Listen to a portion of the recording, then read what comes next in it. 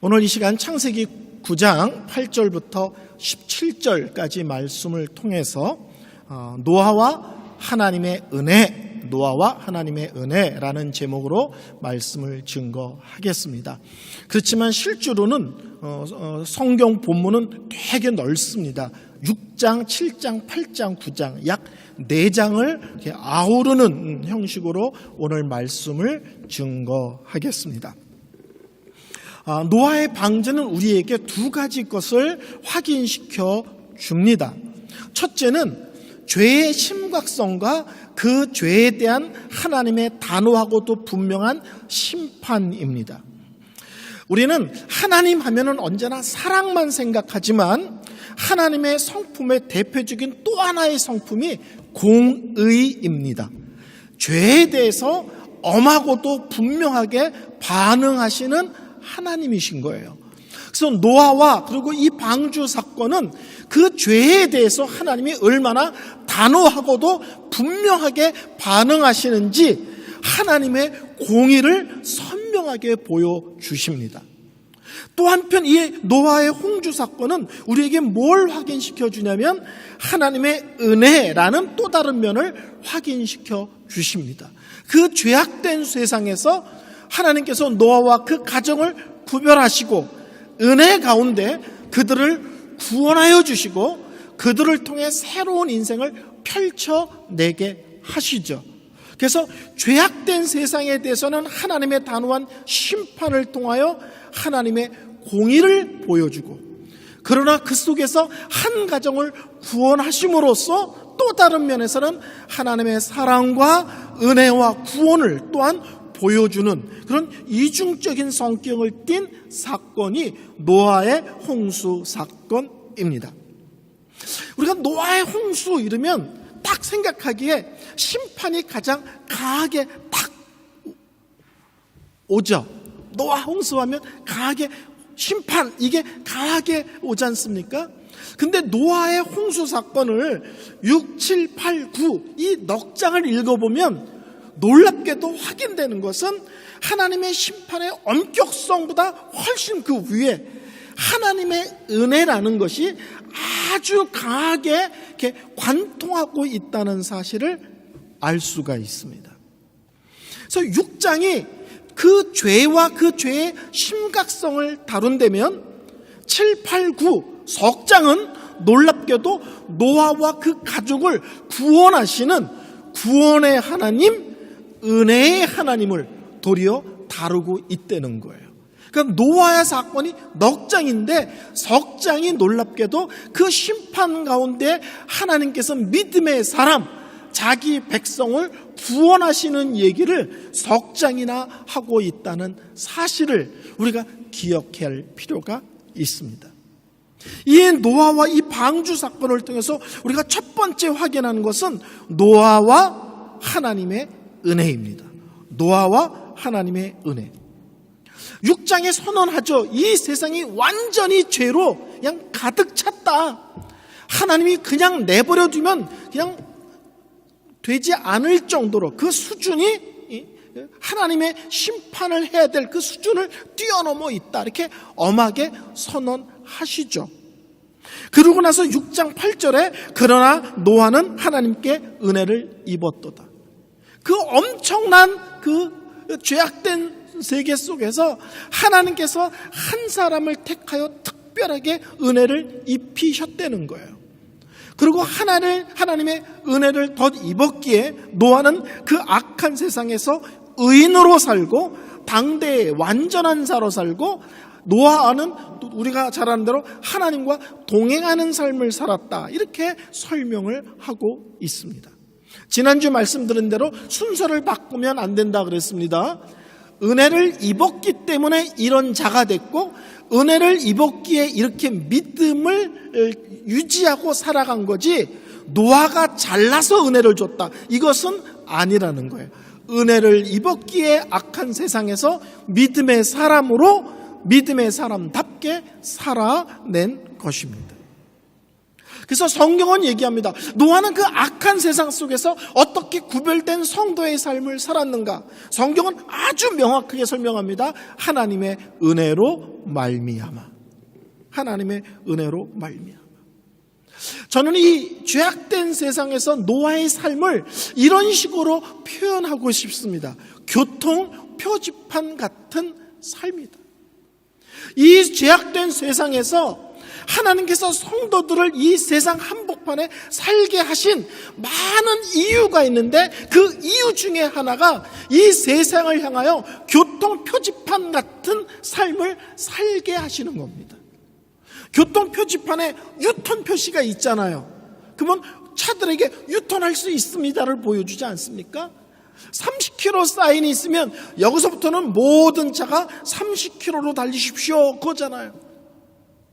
또 좌회전 안 됩니다라고 돼 있으면 여기는 어떤 차도 좌회전은 안 됩니다. 그 표지판을 보고 모든 차가 그 표지판에 따라서 운전을 어떻게 할지가 정해지잖아요. 하나님은 예수 믿는 사람들을 이 세상 한복판에 살게 하시죠. 힘들죠.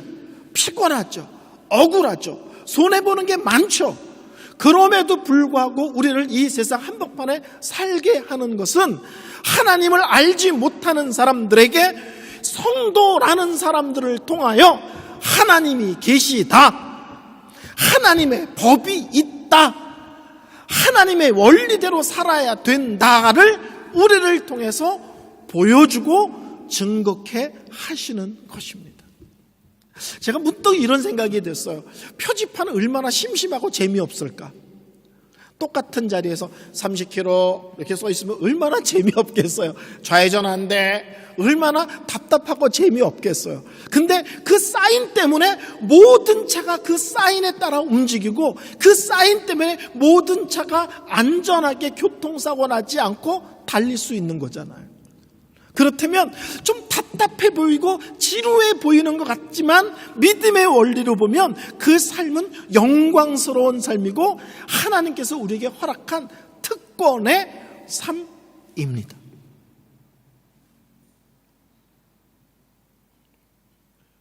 그런 의미에서 예수를 믿는다는 것은 그 삶 자체가 증거적 삶이에요. 여러분, 우리들은 어디 갔을 때 좀 이렇게 뭐라 그러나 좀 찜찜한 일을 할 때 이렇게 좌우로 살피잖아요. 우리 교회 성도가 있나 없나, 나를 아는 사람이 있나 없나 살피잖아요. 그래서 우리 교회 성도가 없어. 그럼 찜찜한 거를 슬쩍 해도 돼. 그런 적 없으세요? 근데 두려운 거는요, 우리 편이 보는 건 좀 나아요. 거기 우리 편은 없는데 하나님을 알지 못하는 모든 사람들이 나를 보고 있잖아요. 우린 내가 불편하고 찝찝한 일을, 하나님 앞에 부끄러운 일을 행할 때 우리 교회 성도가 있나, 내가 집사인지 권사인지 베를린 선한목자교회 성도인지 아는 사람이 있나 없나 보고서는 없으면 어떤 일을 하는데, 이거를 반대로 생각하면 거기에 하나님을 알지 못하는 사람들이 다 나의 삶을 실제로는 지켜보고 있다는 사실입니다. 우리는 이 땅에서 그냥 평범한 성도로 살고 있지만, 그러나 하나님이 우리를 이 땅에 살게 하신 이유, 목적은 엄청난 것이고 한편 두렵고 떨린 것입니다.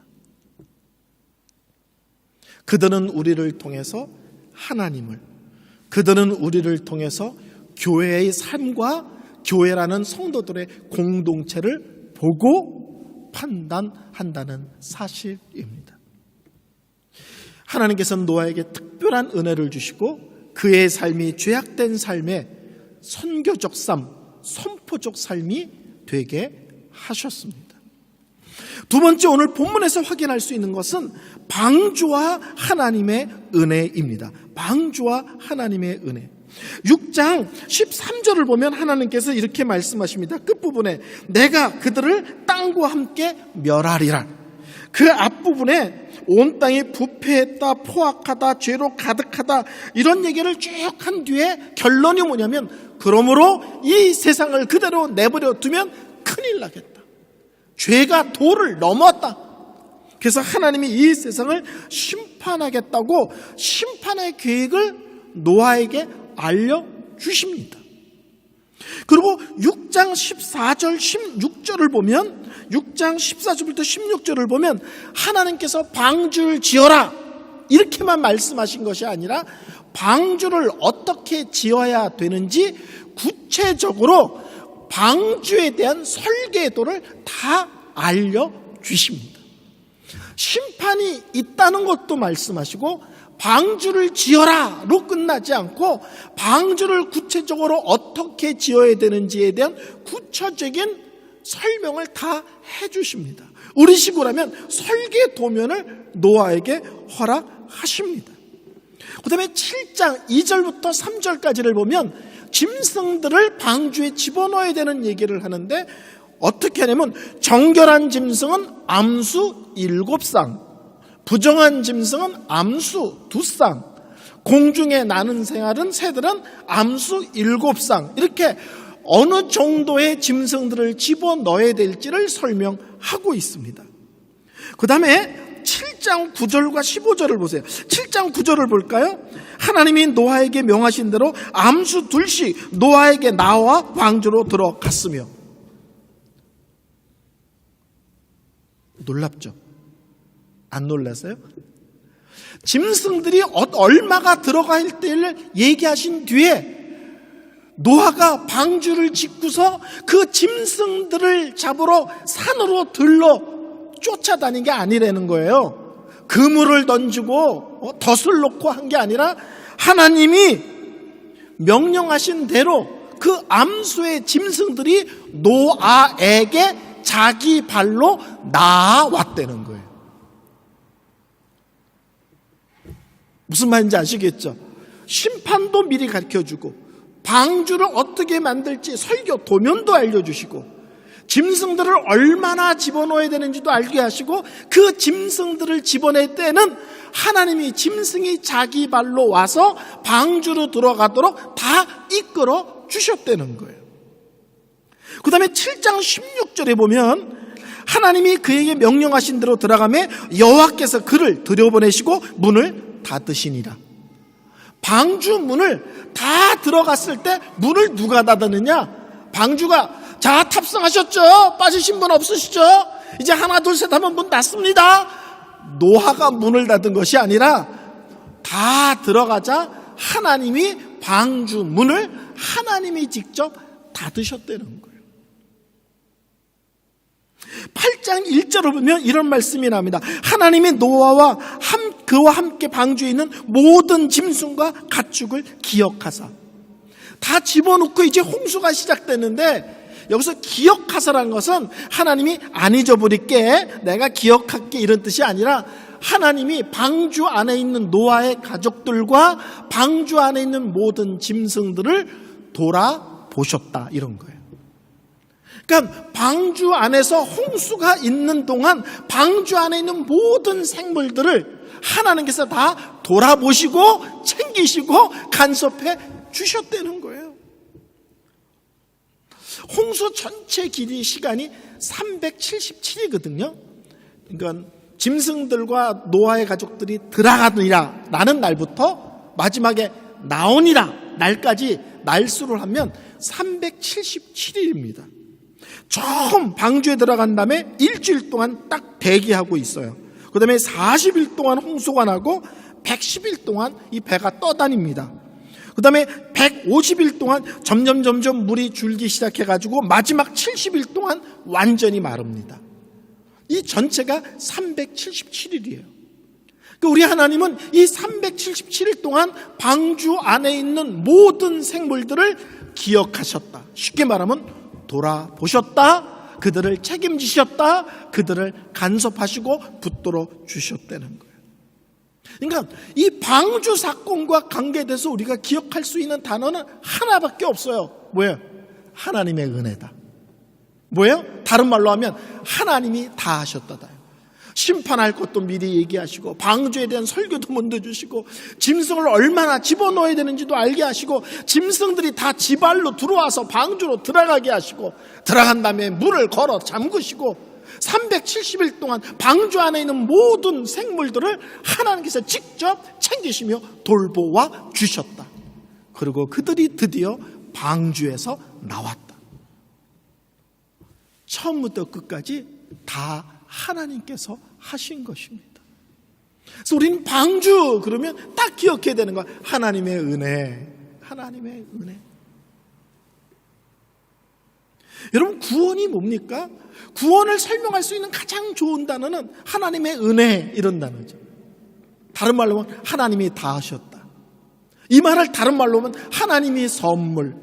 나는 한 것이 하나도 없는데 하나님이 그냥 우리에게 선물로 그냥 주셨다.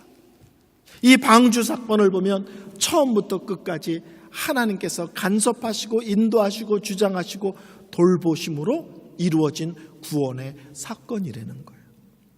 그래서 노아 인생을 설명할 때 어떤 단어를 쓰면 가장 좋을까요? 하나님의 은혜. 방주라는 단어를 갖고 어떻게 설명할 수 있을까요? 그것도 하나님의 은혜. 세 번째로 오늘 본문에서 기억할 것은 언약과 하나님의 은혜입니다. 언약과 하나님의 은혜. 이 창세기 6장 18절에 내가 내 언약을 세우리니 이런 말이 나와요. 성경에다 동그라미를 치시고 거기다 별표를 하시고 막 이러셔야 돼요. 공부 잘하는 학생은 그렇게 하잖아요. 그렇죠? 이것이 언약이란 단어가 성경에 처음 나오는 단어입니다. 6장 18절에 언약이란 단어가 성경에서 처음 나옵니다. 내가 내 언약을 세우리라. 이게 왜 중요하냐면 성경 66권을 관통하는 핵심 내용이 뭐냐라고 물어보면 언약 이렇게 얘기합니다. 또 어떤 사람은 하나님 나라 이렇게 설명하기도 합니다. 근데 실제는 깊이 들어가면 그 얘기가 그 얘기긴 해요. 그러니까 66권을 관통하는 핵심 내용이 뭡니까? 그러면 이제부터 베를린 선한 목자 교회 성도들이고 저랑 적어도 11개월 설교로 하면은 몇 개월이에요? 한국에서부터 설교한 것 따지면은 17개월 설교를 들으셨잖아요. 그러니까 밖에 나가서 다른 교회 성도들하고 이렇게 얘기할 때 성경의 66권에 관통하는 핵심 내용이 뭔 줄 알아? 막 이런 얘기를 툭 던져보세요.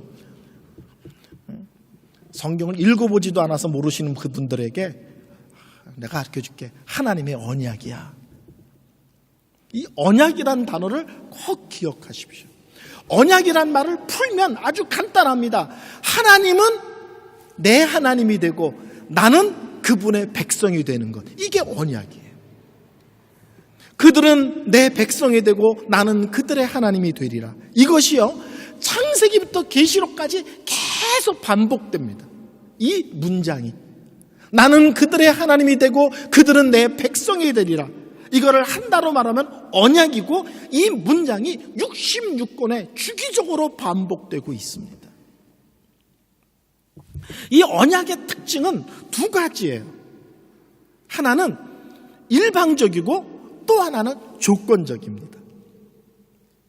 일방적이라는 말은 하나님께서 일방적으로 찾아와서 맺으시는 거예요. 쉽게 말하면 구원으로 설명할게요. 구원은 내가 노력하고 애쓰는 게 아니잖아요. 하나님이 일방적으로 찾아와서 나에게 은혜와 사랑을 물붓듯 부으시고 나를 그분의 백성 삼아 버리신 거거든요. 그러면서 구원은 일방적이죠. 그렇지만 또 조건적이에요. 조건적이라는 것은 뭐냐면 하나님의 백성으로 살아가는데 각 성도의 믿음과 순종과 충성과 거룩한 삶에 따라서 여러분이 믿음의 복됨과 아름다움을 누리는 수준은 다 달라요. 어떤 사람은 은혜의 깊은 것을 맛보고 누리는 사람이 있는가 하면 어떤 사람들은 은혜의 얕은 물에서 그냥 매일 초등학교 1학년 수준의 믿음의 내용을 갖고 평생 걸어가는 사람도 있어요. 그러니까 이 언약은 일방적이고 조건적이다. 일방적은 하나님이 일방적으로 찾아와 언약을 맺으신 것이고, 조건적이라는 것은 우리가 믿음의 모습을 어떻게 띠냐에 따라서 우리가 믿음 안에서, 하나님 안에서, 은혜 안에서 누리는 믿음의 복됨은 가정마다, 개인마다 다 다르다는 거예요. 어떤 성도들은 풍성하게 누리고 어떤 사람들은 풍성한 하나님을 믿으면서 가난한 성도로 살아간다는 거예요. 제가 가난한 것은 물질적 가난이 아니라 믿음의 풍성함과 복됨의 가난함을 맛보고 살아가는 성도도 있다는 것입니다. 오늘 본문은 하나님의 노아와 내가 너와 언약을 맺으리라. 그래서 이것을 노아 언약 그럽니다. 한번 따라할까요? 노아 언약. 예. 이제 아브라함으로 가면 아브라함 언약이 또 나옵니다. 다윗 쪽으로 가면 또 다윗 언약이 나옵니다. 그래서 이 성경 66권은 이 언약이란 말로 66권이 정리가 돼요. 이 노아 언약의 특징이 세 가지인데요. 첫 번째는 뭐냐면 언약의 대상이에요. 언약의 대상은 9장 8절부터 10절까지 제가 읽겠습니다. 9장 8절부터 10절. 하나님이 노아와 그와 함께한 아들들에게 말씀하여 이르시되 내가 내 언약을 너희와 너희 후손과 너희와 함께한 모든 생물 곧 너희와 함께한 새와 가축과 땅의 모든 생명에게 세우리니 방주에서 나온 모든 것 곧 땅의 모든 짐승에게니라. 노아 언약의 대상은 노아 그리고 그 후손 그리고 모든 생물들이 노아 언약의 대상이에요. 대표는 누구냐? 노아가 대표예요. 이런 거 알아시죠? 졸업장에 가면 2021년 졸업생 350명 대표 이은성 그리고 딱 나가잖아요. 이해가 되시죠? 노아 언약에 해당되는 사람은 노아와 그 자손 그 다음에 땅의 모든 생물이에요. 근데 노아의 언약을 맺기는 누가 맺느냐? 대표 노아 앞으로. 그래서 하나님과 노아가 맺습니다. 이해가 되시죠? 노아 언약은 노아가 대표로 하나님과 언약을 맺는 거지만 실제 대상은 노아와 그 자손과 모든 생물들이 노아 언약의 대상입니다. 근데 이 노아 언약의 핵심 내용은 뭐냐면 9장 11절이에요. 9장 11절. 9장 11절에 이렇게 말씀합니다. 내가 너희와 언약을 세우리니 다시는 모든 생물을 홍수로 멸하지 아니할 것이라. 땅을 멸할 홍수가 다시 있지 아니하리라.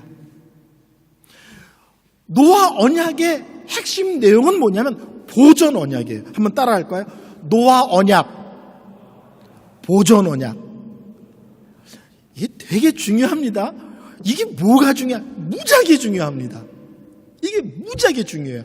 오늘 우리가 살아가는 것과 밀접한 관계가 있어요.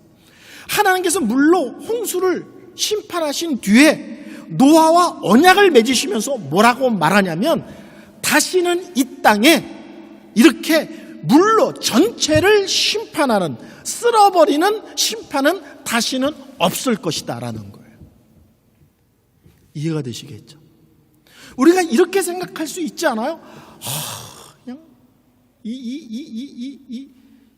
그냥 돌아다니다 보면 상상을 초월하는 우리가 이 죄를 직면할 때가 있잖아요. 뉴스 같은 데 보면 이게 인간이 할 짓인가 막 이런 거 막 직면할 때가 있잖아요.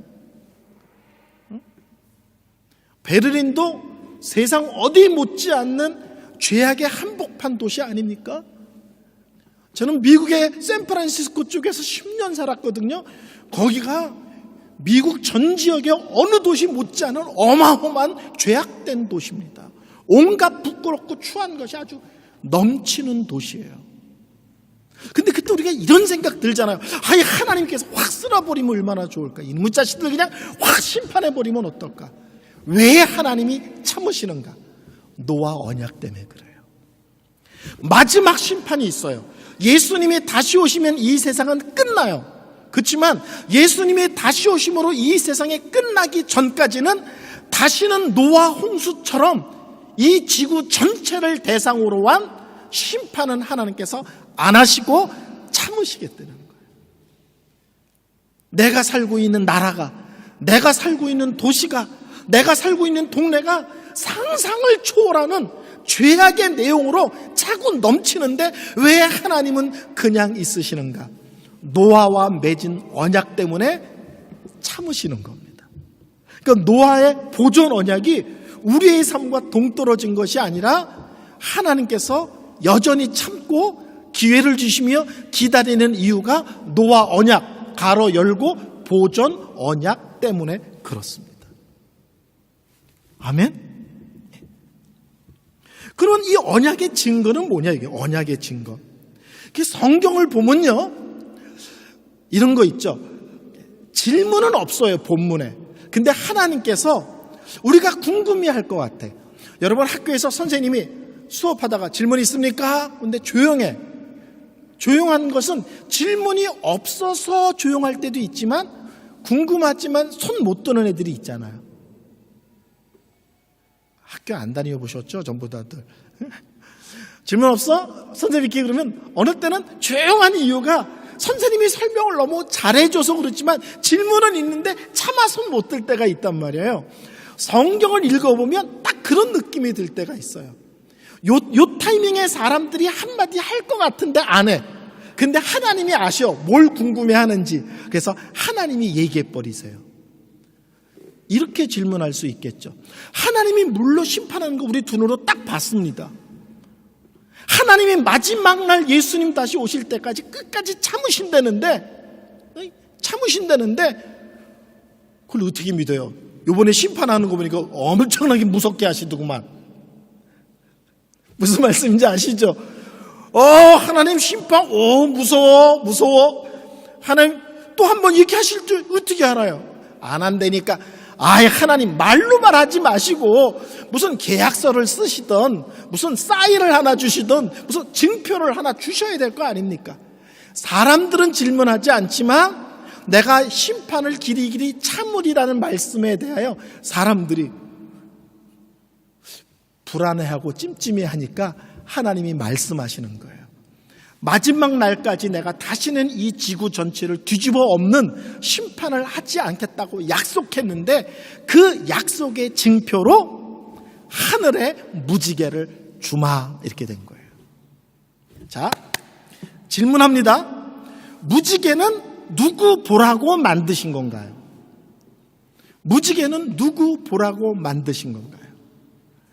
이 질문하면 많은 성도들이 우리 보라고요 이렇게 대답해요. 우리 보라고요.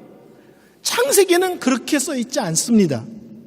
창세기는 뭐라고 써 있냐면 무지개가 뜰 때마다 내가 보고 노아와 맺은 언약을 기억하리라. 무지개는 근본적으로 누가 보려고 만드신 거예요? 물론 우리도 보죠. 근데 하나님께서 노아 언약에 대한 증표로 사인으로 허락하신 게 뭐냐면 무지개예요. 우린 무지개가 뜨면 어머 좋은 일이 있을 것 같아. 쌍무지가 뜨면 로또 사야 되나 막 이런 생각하잖아요. 여러분이 노아 언약을 아신다면 무지개가 뜬 데마다 하나님께서 이 세상을 심판하지 않고 여전히 참고 기다리고 계신 이유가 저 무지개를 볼 때마다 노아와 맺은 언약을 오늘도 기억하고 계시는구나. 이걸 기억하셔야 되는 거예요. 그래서 성경을 읽어보세요. 무지개를 볼 때마다 내가 보고 노아와 맺은 언약을 기억하리라. 아멘? 그래서 노아의 언약의 증표로 허락하신 것이 무지개입니다. 이 언약은 일방적이라는 얘기를 금방 드렸죠. 그래서 이 성경을 읽어보면 이 언약이란 말이 나올 때 이런 말이 참 많이 나와요. 내 언약. 오늘 성경에도 그런 말이 여러 번 나옵니다. 9장 9절에도 나와요. 9장 9절. 내가 내 언약을 9장 15절에도 내 언약을 기억하리니 내 언약. 이상하시죠? 안 이상하세요? 이상하잖아요. 하나님과 노아가 언약을 맺으면 우리 언약이잖아요. 그래요? 안 그래요? 하나님과 노아가 맺으면 우리 언약이고 하나님과 아브라함이 언약을 맺으면 우리 언약이고 하나님과 다윗이 맺으면 우리 언약이지 왜 하나님 언약이에요? 근데 성경은 번번이 사람과 언약을 맺으면서 항상 하나님이 뭐라고 말하냐면 내 언약이라고 주장해요. 왜 그럴까요? 우리는 하나님과 수없이 많은 약속을 해도 언약을 해도 잊어버리고요. 내 스스로 그 언약을 깨버리고요. 그 언약을 언제든지 휘저어버릴 수 있는 게 우리입니다. 여러분 살면서 하나님 앞에 약속해 보셨죠? 서원도 해보셨죠? 그러나 우리는 틈만 나면 하나님께 했던 약속 서원을 어떤 핑계와 이유를 대서라도 안 할 생각을 하지, 어떤 대가를 지불하고도 지켜야지 이런 생각이 들 때는 그렇게 많지 않습니다. 그게 연약한 우리 인생의 모습이고 죄악된 우리들의 특징입니다. 그러니까 하나님이 노아와 언약을 맺지만 그러나 이 언약은 하나님이 결국 지키셔야 되는 거고 하나님이 붙들고 계셔야 되는 거고 하나님이 이루어내시는 거예요. 그래서 이 언약도 실제로는 뭐예요? 하나님의 은혜입니다. 내가 너희들과 약속하지만 너희들은 지킬 힘이 없어. 너희들은 도리어 깨는 데 열심 낼 거야. 그러나 너희들과 언약을 맺었기에 나는 기억할 거야. 나는 붙들고 있을 거야. 나는 무슨 일이 있어도 너희들과 한 약속을 지키고야 말 거야. 그래서 우리와 맺으면서 하나님은 언제나 내 언약이라고 주장을 하십니다. 나중에 이제 아브라함 언약을 보면 더 놀래요. 뭐 이렇게까지 내 언약을 주장하실 필요가 있나 할 정도로 하나님은 이것은 내 열심이야, 나의 신실함이야 라고 설명을 하고 있습니다. 우리 인생을 돌아보세요.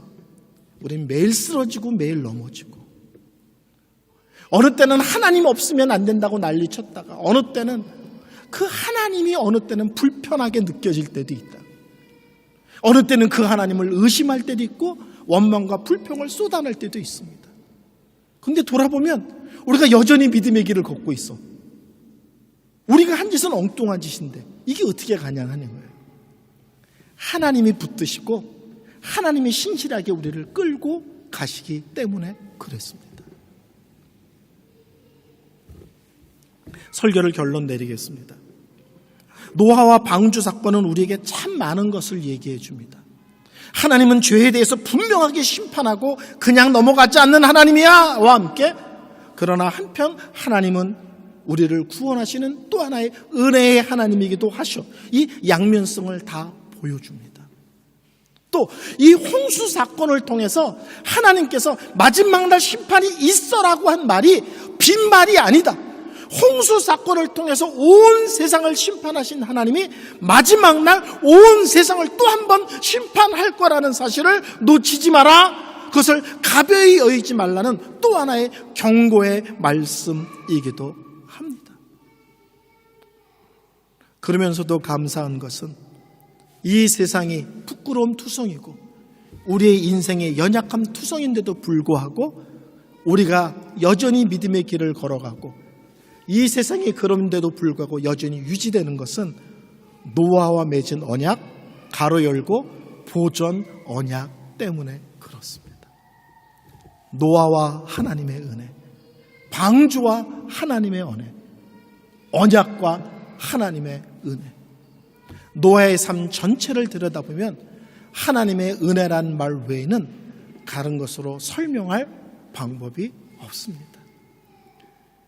이번 한 주도 여러분 삶 속에 크고 작은 많은 사건이 일어날 거예요. 근데 그 모든 것을 하나님의 은혜라는 관점에서 바라보시고 또 은혜라는 관점에서 여러분의 삶을 해석하는 모습들 되시기를 바랍니다.